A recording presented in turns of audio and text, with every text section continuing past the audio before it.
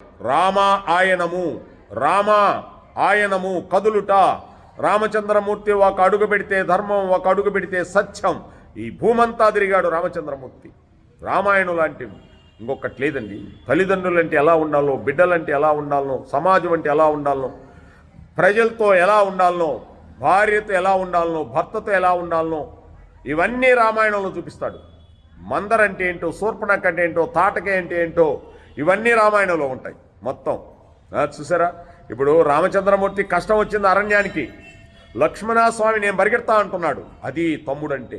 అన్న కష్టం వస్తే తమ్ముడు వెనక పరిగెత్తాలా, తమ్ముడు కష్టం వస్తే అన్న పరిగెత్తాలా. అటువంటి అన్నదమ్ముళ్ళు ఈ లోకంలో ఉన్నారా?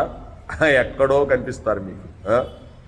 అందుకోసం అన్న బాగుంటే నేను బాగుంటా, మా తమ్ముడు బాగుంటే నేను బాగుంటా. ఇది తెలుసుకోవాలి రామాయణం. అందుకే రామాయణం. నలుగురు అన్నదమ్ములు రోడ్లో నడిచొస్తుంటే, ఒక పెళ్ళప్పుడు ఏదన్నా ఒక పెళ్లి జరుగుతుందనుకో, అన్న ముందు వస్తుంటే వెనక ముగ్గురు అన్నదమ్ముళ్ళు వస్తుంటారు. ఏ తల్లి కన్నదోరా, అబ్బా నలుగురు అన్నదమ్ముళ్ళు కలిసేమంటారా? వాళ్ళ అన్న ఏం చెప్తే అదే. వాళ్ళ అన్న కోసం ఏమైనా చేస్తారు వాళ్ళు. తమ్ముళ్ళ కోసం అన్న కూడా ఏమైనా చేస్తాడండి. అది నువ్వు సంపాదించుకోవటం కాదు, నీ తమ్ముళ్ళకు కూడా పెట్టాలా. నీ దగ్గర ధనం ఎక్కువ అయిపోయింది అనుకో, అయ్యో నా తమ్ముళ్ళకి లేదే, ఎక్కువ కాదు ఉన్నా లేకపోయినా నా తమ్ముళ్ళకి లేదే, రే ఇదిగో మీ అమ్మాయికి చదివేయాలిగా, చిన్న అమ్మాయికి చదివించుకోపో, 10 లక్షలు తీసుకోపో, 2 లక్షలు తీసుకోపో. వదిన గారికి చెప్పేది ఏందిరా, నువ్వు తీసుకోపో, చదివించుకోపో.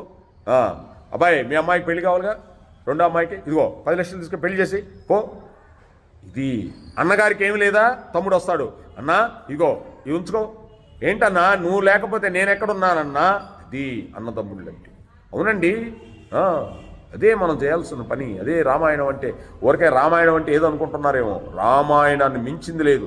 ఆ రోజుల్లో అందరూ కూడా ఉమ్మడి కుటుంబంగా ఉండేవాళ్ళు, అందరూ కలిసి ఉండేవాళ్ళు, అందరే తినేవాళ్ళు, ఆ కుండలోనే అందరూ పడుకునేవాళ్ళు, అక్కడే ఉండేవాళ్ళు, ఎంతో ఆనందంగా ఉండే జీవితాన్ని గడిపారు.